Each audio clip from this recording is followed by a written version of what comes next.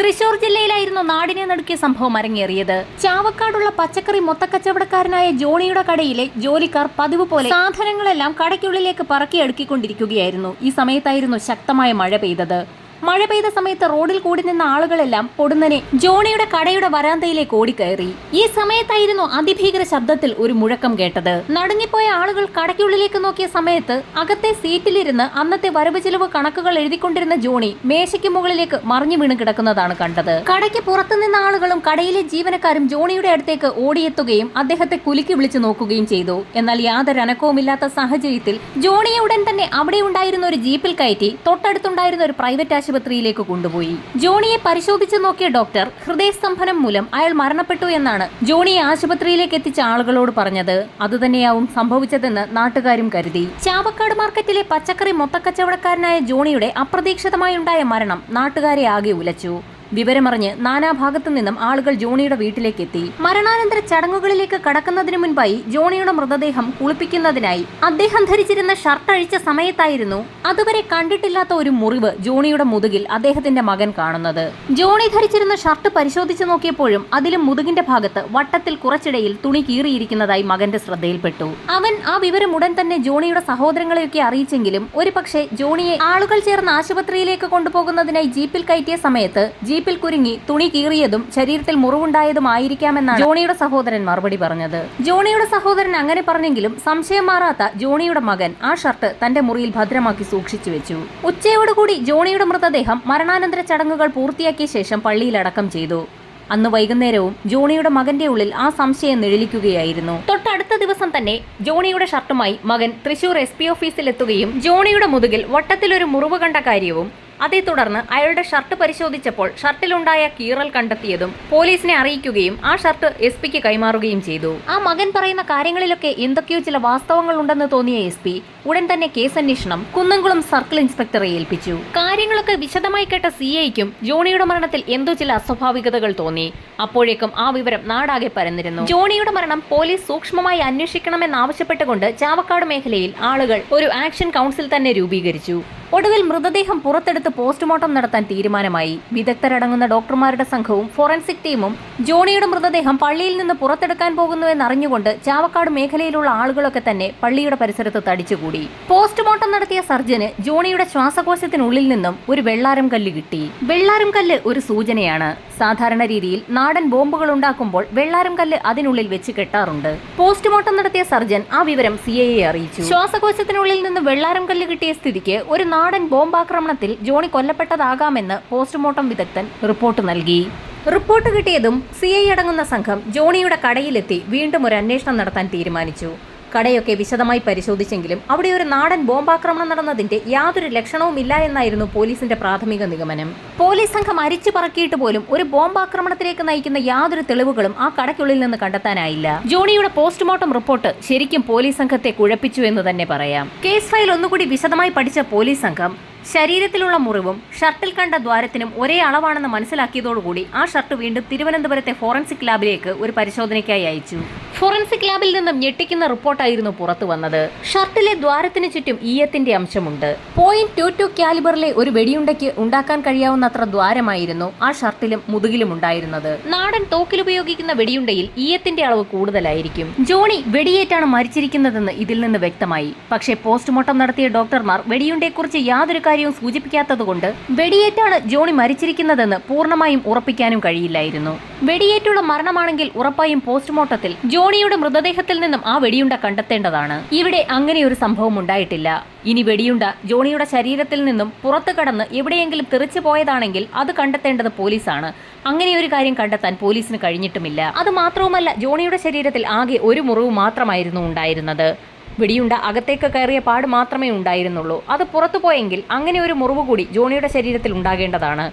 ഇവിടെ അങ്ങനെയൊരു കാര്യവും സംഭവിച്ചിട്ടില്ല. പോലീസ് സംഘം ആകെ വെട്ടിലായെന്ന് തന്നെ പറയാം. വെടിയേറ്റാണ് ജോണി മരിച്ചതെന്ന് പോലീസ് നിഗമനത്തിലെത്തിയപ്പോഴും തൊണ്ടി മുതലായ വെടിയുണ്ട ജോണിയുടെ ശരീരത്തിൽ നിന്ന് കണ്ടെത്താൻ പോസ്റ്റ്മോർട്ടം നടത്തിയ ഡോക്ടർക്കും കഴിഞ്ഞിട്ടില്ല. യഥാർത്ഥത്തിൽ ജോണി വെടിയേറ്റ് തന്നെയാണോ മരിച്ചതെന്ന് കണ്ടെത്തുന്നതിനായി പോലീസ് സംഘം വീണ്ടും ഒരു അന്വേഷണത്തിന് തയ്യാറായി. ഡിവൈഎസ്പിയും CIയും ഒക്കെ അടങ്ങുന്ന വിദഗ്ധ സംഘത്തിന്റെ സഹായത്തോടുകൂടി ജോണിയുടെ കടയിലെത്തി അന്നത്തെ സംഭവം ഒന്നുകൂടി റീക്രിയേറ്റ് ചെയ്യാൻ അവർ തീരുമാനിച്ചു. ജോണിയുടെ അതേ പൊക്കത്തിലും വലിപ്പത്തിലുമുള്ള ഒരാളെ കടയ്ക്കുള്ളിലെ കസേരയിൽ അന്ന് ജോണി ഇരുന്ന അതേ രീതിയിൽ തന്നെ ഒന്നിരുത്തി. ഏത് ഭാഗത്തു നിന്നായിരിക്കാം യഥാർത്ഥ കൊലയാളി നിറയൊഴിച്ചതെന്നറിയുന്നതിനായി അവരൊരു ടെസ്റ്റ് തന്നെ നടത്തി നോക്കി. അന്ന് മഴ പെയ്തിരുന്ന ദിവസം ആളുകളൊക്കെ കടയിലേക്ക് ഓടിക്കൂടിയിരുന്നു. അതുകൊണ്ട് തന്നെ ഒരു കാരണവശാലും ദൂരെ നിന്നായിരിക്കില്ല വന്ന വ്യക്തി ജോണിക്കെതിരെ നിറയൊഴിച്ചതെന്ന് പോലീസിന് വ്യക്തമായി.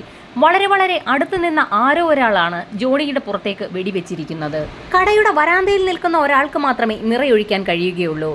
അങ്ങനെയെങ്കിൽ തൊട്ടടുത്ത് കൂടി നിന്ന ആളുകളൊക്കെ അത്രയും വലിയൊരു ശബ്ദമുണ്ടായെങ്കിൽ അത് കേട്ടിട്ടുണ്ടാകാൻ സാധ്യതയുണ്ടെന്ന് മനസ്സിലാക്കിയ പോലീസ് സംഘം അന്ന് അവിടെ കൂടിയിരുന്ന ആളുകളെയും കടയിലെ ജീവനക്കാരെയും ഒക്കെ വിശദമായി ഒന്ന് ചോദ്യം ചെയ്യാൻ തീരുമാനിച്ചു. കടയിലെ ജീവനക്കാർ നേരത്തെ പോലീസിന് നൽകിയ അതേ മൊഴി തന്നെ ആവർത്തിച്ചു. ജോണി മരണപ്പെടുന്ന സമയത്ത് ഇടിവെട്ടും പോലെ ഒരു ഒച്ച കേട്ടിരുന്നു എന്ന് ജീവനക്കാർ വീണ്ടും പോലീസിന് മൊഴി നൽകി. ഇടിവെട്ടിയതുപോലെയുള്ള ശബ്ദം കേട്ടു എന്ന് പറഞ്ഞ 3 ജീവനക്കാരെയും തൃശൂരിലെ പോലീസ് ക്ലബ്ബിൽ വെടിവെപ്പ് പരിശീലനം നടക്കുന്നിടത്തേക്ക് പോലീസ് സംഘം വിളിച്ചു വരുത്തി. ആ ക്യാമ്പിലെ ആയുധങ്ങൾ സൂക്ഷിക്കുന്ന കലവറയിൽ നിന്ന് വിവിധ രീതിയിലുള്ള തോക്കുകളും അവയുടെ വെടിയുണ്ടകളും പോലീസ് സംഘം പുറത്തെടുത്തു. ഓരോ തവണ നിറയൊഴിക്കുമ്പോഴും അവയുടെ ശബ്ദം പ്രത്യേകം ശ്രദ്ധിക്കണമെന്ന് ആ 3 പേർക്കും നിർദ്ദേശം നൽകി. പോലീസ് ക്യാമ്പിൽ നിറയൊഴിക്കൽ ആരംഭിച്ചു. ജോണി മരിച്ച സമയത്ത് ഇടിമുഴങ്ങുന്നത് പോലെ കേട്ട ആ ഒച്ചയും പോലീസ് ക്യാമ്പിൽ നിറയൊഴിക്കുമ്പോഴുണ്ടാകുന്ന ഏതെങ്കിലും ശബ്ദവുമായി മാച്ച് ചെയ്യുന്നുണ്ടോ എന്നറിയുന്നതിന് വേണ്ടിയായിരുന്നു അത്തരത്തിലൊരു പരീക്ഷണം പോലീസ് നടത്തിയത്. അനവധി തോക്കുകളിൽ നിന്ന് പോലീസ് സംഘം നിറയൊഴിക്കൽ പ്രക്രിയ നടത്തി നോക്കി. ഒടുവിൽ അവർക്ക് സംശയമുള്ള .22 കാലിബറിലുള്ള തോക്കിൽ നിന്ന് നിറയൊഴിച്ചു. 3 പേരും ഒറ്റ ശ്വാസത്തിൽ തന്നെ ആ ശബ്ദം തിരിച്ചറിഞ്ഞു. ഇതേ ശബ്ദം തന്നെയാണ് ജോണി മരിച്ച സമയത്തും അവർ കേട്ടതെന്ന് പോലീസിനോട് വ്യക്തമായി പറഞ്ഞതോടുകൂടി പോലീസ് സംഘത്തിന് ആകെ ആശ്വാസമായി. .22 കാലിബറിലുള്ള ഒരു നാടൻ തോക്കിൽ നിന്ന് വെടിയേറ്റാണ് ജോണി മരണപ്പെട്ടിരിക്കുന്നതെന്ന് പോലീസ് ഉറപ്പിച്ചു. അപ്പോഴും പോലീസിനെ കുഴപ്പിച്ച ചോദ്യം മറ്റൊന്നായിരുന്നു. വെടിയുണ്ട ശരീരത്തിലേക്ക് ഏറ്റപാട് മാത്രമേ ജോണിയുടെ ശരീരത്തിലുണ്ടായിരുന്നുള്ളൂ. അകത്തേക്ക് പോയ വെടിയുണ്ട എവിടെ പോയി?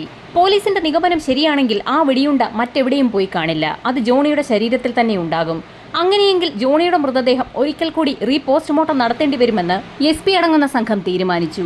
എന്നാൽ ഒരിക്കൽ പോസ്റ്റ്മോർട്ടം നടത്തിയ മൃതദേഹത്തിൽ വീണ്ടും ഒരു പോസ്റ്റ്മോർട്ടം കൂടി നടത്തുന്നത് അത്ര എളുപ്പമല്ലായിരുന്നു. അതുകൊണ്ട് തന്നെ അടുത്ത സ്റ്റെപ്പ് എന്ത് എന്ന് പോലീസ് സംഘം കൂടിയിരുന്ന് ഒരാലോചന നടത്തി. മൃതദേഹത്തിൽ നിന്നും വെടിയുണ്ട കണ്ടെത്തുന്നതിനായി ഒരു മെറ്റൽ ഡിറ്റക്ടറിന്റെ സഹായം തേടാമെന്ന് വിദഗ്ധ സംഘം തീരുമാനിച്ചു. ഇതിനിടയിൽ ലോക്കൽ പോലീസ് അന്വേഷിച്ചിട്ടും കേസ് തെളിയാതെ വന്നതോടുകൂടി അന്വേഷണം ക്രൈംബ്രാഞ്ചിലേക്ക് മാറ്റി. അതുവരെയുള്ള ലോക്കൽ പോലീസിന്റെ അന്വേഷണം വിശദമായി തന്നെ പഠിച്ച ക്രൈംബ്രാഞ്ച് സംഘം മെറ്റൽ ഡിറ്റക്ടർ ഉപയോഗിച്ച് മൃതദേഹത്തിൽ നിന്നും വെടിയുണ്ട കണ്ടെത്താനാകുമോ എന്ന് ഒന്ന് പരീക്ഷിച്ചു നോക്കാൻ തന്നെ തീരുമാനിച്ചു. മെറ്റെക്സ് എന്ന കമ്പനിയുടെ മെറ്റൽ ഡിറ്റക്ടറാണ് അങ്ങനെ തൃശൂർ പോലീസ് ക്ലബ്ബിലേക്ക് കൊണ്ടുവന്നത്. പരീക്ഷണത്തിന്റെ ഭാഗമായി വലിയൊരു മെത്ത പോലീസ് ക്ലബ്ബിലെ ടേബിളിലേക്ക് ചുരുട്ടി കെട്ടിയ നിലയിൽ വെച്ചു. അതിലേക്ക് .22 കാലിബറിലുള്ള ഒരു തോക്കിൽ നിന്ന് നിറയൊഴിച്ചു. മെത്ത ചിതറി തെറിപ്പിച്ചുകൊണ്ട് വെടിയുണ്ട അകത്തേക്ക് പാഞ്ഞു കയറി. അപ്പോൾ തന്നെ മെറ്റൽ ഡിറ്റക്ടർ ഉപയോഗിച്ച് പോലീസ് സംഘം പരിശോധന ആരംഭിച്ചു. പെട്ടെന്ന് തന്നെ ബീപ് ബീപ്പ് എന്നൊരു ശബ്ദം കേട്ടു. .22 കാലിബറിലുള്ള തോക്ക് ഉപയോഗിച്ചുള്ള വെടിയുണ്ട കണ്ടുപിടിക്കാനായി മെറ്റൽ ഡിറ്റക്ടർ പര്യാപ്തമാകുമെന്ന് തന്നെ പോലീസ് സംഘം ഉറപ്പിച്ചു. ഗവൺമെന്റിന്റെ പെർമിഷനോടുകൂടി തന്നെ ജോണിയുടെ മൃതദേഹം റീപോസ്റ്റ്മോർട്ടത്തിനായി വീണ്ടും തയ്യാറാക്കി. ചാവക്കാട് തഹസീൽദാരുടെ നേതൃത്വത്തിൽ വിദഗ്ധരടങ്ങുന്ന ഒരു സംഘമായിരുന്നു റീപോസ്റ്റ്മോർട്ടം നടത്തിയത്. ഇത്തവണ കോട്ടയം മെഡിക്കൽ കോളേജിലെ പോസ്റ്റ്മോർട്ടം വിദഗ്ധന്റെ നേതൃത്വത്തിലായിരുന്നു റീപോസ്റ്റ്മോർട്ടം നടത്തിയത്. ജോണിയുടെ മൃതദേഹം പുറത്തെടുത്ത് ഒരു ടേബിളിലേക്ക് കിടത്തി. ആ മൃതദേഹം പൂർണ്ണമായും അഴുകിയ നിലയിലായിരുന്നു. മെറ്റൽ ഡിറ്റക്ടർ ഉപയോഗിച്ചുള്ള പരിശോധന തുടങ്ങി 1 മണിക്കൂർ പിന്നിട്ടിട്ടും ഒരു ബീപ്പ് ശബ്ദം പോലും കേൾക്കാനായില്ല. ഏതാനും നിമിഷങ്ങൾക്കകം തന്നെ ബീപ്പ് ബീപ്പ് എന്നുള്ള ശബ്ദം കേട്ടപ്പോൾ അവിടെ കൂടി നിന്ന ആളുകൾക്ക് പോലും സന്തോഷമുണ്ടായി. വെടിയുണ്ട കണ്ടെത്തിയെന്ന് തന്നെയാണ് പോലീസ് കരുതിയത്. എന്നാൽ ശവപ്പെട്ടിയിലെ ഒരാണി മാത്രമായിരുന്നു അത്. മണിക്കൂറുകൾ പിന്നിട്ടിട്ടും ഒന്നും കണ്ടെത്താനാകാത്തതോടുകൂടി പോലീസ് സംഘം ആ പരിശോധന നിർത്തിവെച്ചു. അല്പനേരം നീണ്ട കൂടിയാലോചനകൾക്ക് ശേഷം വീണ്ടും മെറ്റൽ ഡിറ്റക്ടർ ഉപയോഗിച്ചുള്ള പരിശോധന ആരംഭിച്ചു. ആ സമയത്ത് ആദ്യം കയ്യിലെടുത്തത് ജോണിയുടെ ശ്വാസകോശമായിരുന്നു. ശ്വാസകോശ ഭാഗത്തിന്റെ അടുത്തേക്ക് മെറ്റൽ ഡിറ്റക്ടർ വെച്ചപ്പോൾ തന്നെ അതിൽ നിന്ന് ബീപ് ബീപ് ശബ്ദം പുറത്തു വരാൻ തുടങ്ങി. ജോണിയുടെ ശ്വാസകോശ ഭാഗം വിശദമായ പരിശോധനയ്ക്ക് തന്നെ വിധേയമാക്കി. അതിനുള്ളിൽ നിന്നും പോലീസുകാർ ആഗ്രഹിച്ച പോലെ തന്നെ .22 കാലിബറിലെ ആ വെടിയുണ്ട കിട്ടി. ജോണിയുടെ ശ്വാസകോശത്തിനുള്ളിലേക്ക് കടന്ന ആ വെടിയുണ്ട തന്നെയാണ് അയാളുടെ മരണകാരണമെന്ന് അങ്ങനെ അവിടെ തെളിയിക്കപ്പെടുകയാണ്. എന്നാൽ ശ്വാസകോശത്തിൽ നിന്ന് ലഭിച്ച ആ വെടിയുണ്ടയ്ക്ക് മറ്റൊരു പ്രത്യേകത കൂടി ഉണ്ടായിരുന്നു. സാധാരണയായി വെടിയുണ്ട തോക്കിൽ നിന്ന് പുറത്തു വരുന്ന സമയത്ത് അതിൽ ഉരച്ചിലുകൾ ഉണ്ടാകാറുണ്ട്. എന്നാൽ ഇതിൽ അങ്ങനെയൊന്നും കാണാനില്ല. നാടൻ തോക്കിൽ നിന്ന് പുറത്തു വരുന്ന വെടിയുണ്ടയ്ക്ക് മാത്രമേ അങ്ങനെയൊരു പ്രത്യേകത ഉണ്ടാകാറുള്ളൂ. തൃശൂർ മലപ്പുറം ഭാഗത്തിന്റെ ചില ഏരിയകളിൽ കള്ളത്തോക്കുണ്ടാക്കുന്നവർ പ്രവർത്തിക്കുന്നുണ്ട് എന്നുള്ള കാര്യം പോലീസിനും അറിയാവുന്ന കാര്യമാണ്. അങ്ങനെ ആരോ ഉണ്ടാക്കിക്കൊടുത്ത ഒരു തോക്കിൽ നിന്നും വെടിയേറ്റാണ് ജോണി മരിച്ചിരിക്കുന്നത്. ആരാണ് ജോണിയെ കൊലപ്പെടുത്തിയത്? ആ നിർണായക ചോദ്യത്തിന്റെ ഉത്തരം കൂടി ഇനി പോലീസിന് കണ്ടെത്തേണ്ടതുണ്ട്. സംഭവം നടന്ന ദിവസം ജോണിയുടെ കടയ്ക്കുള്ളിലും വരാന്തയിലും തടിച്ചുകൂടിയവരെയും ആ പ്രദേശത്തുണ്ടായിരുന്ന കടക്കാരെയുമൊക്കെ വീണ്ടും ഒരു ചോദ്യം ചെയ്യലിന് പോലീസ് വിധേയമാക്കി. ചോദ്യം ചെയ്യലിനിടയിലാണ് നിർണായകമായ ഒരു വിവരം പോലീസിന് ലഭിക്കുന്നത്. കടയ്ക്കുള്ളിൽ നിന്നും ഭീകര ശബ്ദവും അതിന് പിന്നാലെ ജോണിയുടെ ഉറക്കെയുള്ള നിലവിളി ശബ്ദവും കേട്ടതിന് പിന്നാലെ ആളുകളെല്ലാം കടയ്ക്കുള്ളിലേക്ക് ഇരച്ചു കയറിയിരുന്നു. ആ സമയത്ത് ഒരു വ്യക്തി മാത്രം വളരെ ധൃതിപ്പെട്ട് ആ മഴയത്തുകൂടി ഇറങ്ങി നടന്നു പോകുന്നത് ചിലർ കണ്ടിരുന്നു. ആളുകളെല്ലാം കടയ്ക്കുള്ളിലേക്ക് ഓടുന്ന സമയത്ത് വിപരീത ദിശയിൽ നടന്നു പോകുന്ന ഒരു വ്യക്തിയെ ഒരു മിന്നായം പോലെയാണ് ആളുകൾ കണ്ടത്. എന്നാൽ ആ വ്യക്തിയുടെ മുഖം മാത്രം ആർക്കും അത്ര ഓർമ്മയുണ്ടായിരുന്നില്ല.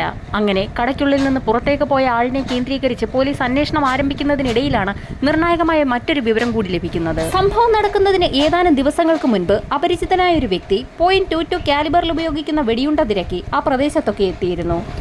ആ വാർത്തയുടെ ചുവട് പിടിച്ചായി പോലീസിന്റെ ബാക്കിയുള്ള അന്വേഷണം. ആ അന്വേഷണം പുരോഗമിക്കുന്ന സാഹചര്യത്തിലായിരുന്നു അപ്രതീക്ഷിതമായി ക്രൈംബ്രാഞ്ചിൽ നിന്നും കേസ് അന്വേഷണം CBIയിലേക്ക് കൈമാറുന്നത്.